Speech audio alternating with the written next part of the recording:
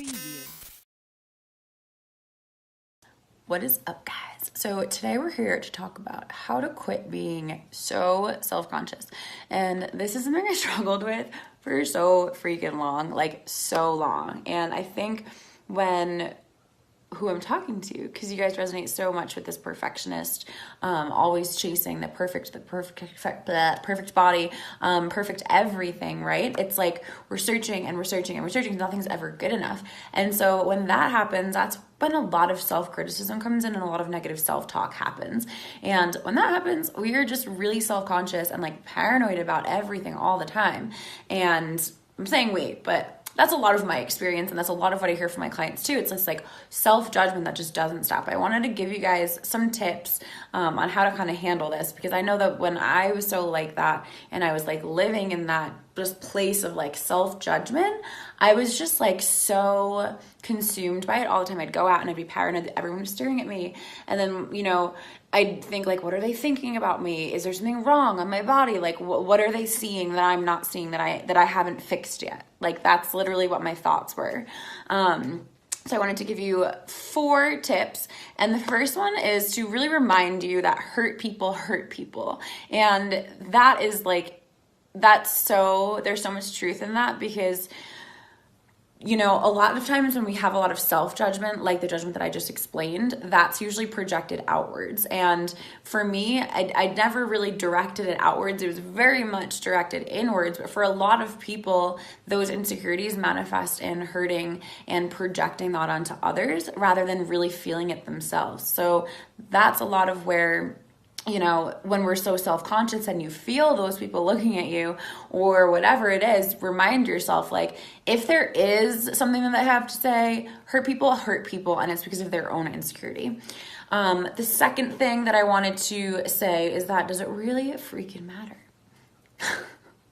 Like, I know that's like easier said than done, but does it really matter? And I think sometimes we need to remind ourselves when we go down that rabbit hole of self-criticism and negative self-talk that, like, hey, stop that monkey mind and like come back to your truth of what you know. Like, you know who you are, it doesn't matter. You know that hurt people. If they have something to say, it has nothing to do with me.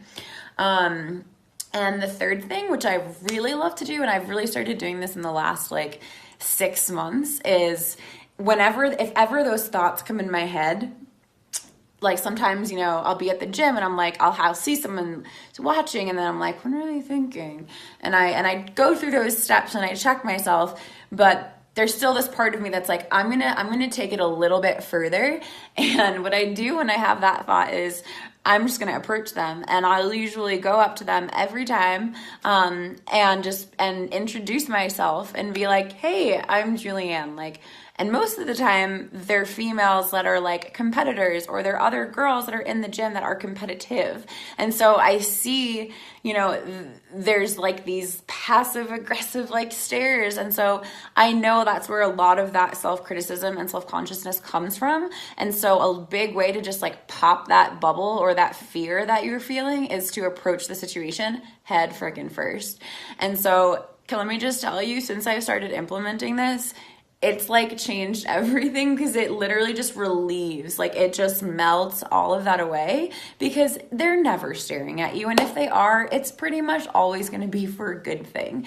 And so every single time I've used that trick and I've just approached somebody in the gym and introduced myself, usually I'll just be like, hey, start a little conversation about something like so simple, like, is your Wi-Fi really slow at the gym today? Or like, oh, do you compete? Like, I used to compete. And the conversation starts, and then 9 times out of 10, they will come to you with whatever they were looking at you for, if they even were looking in the first place.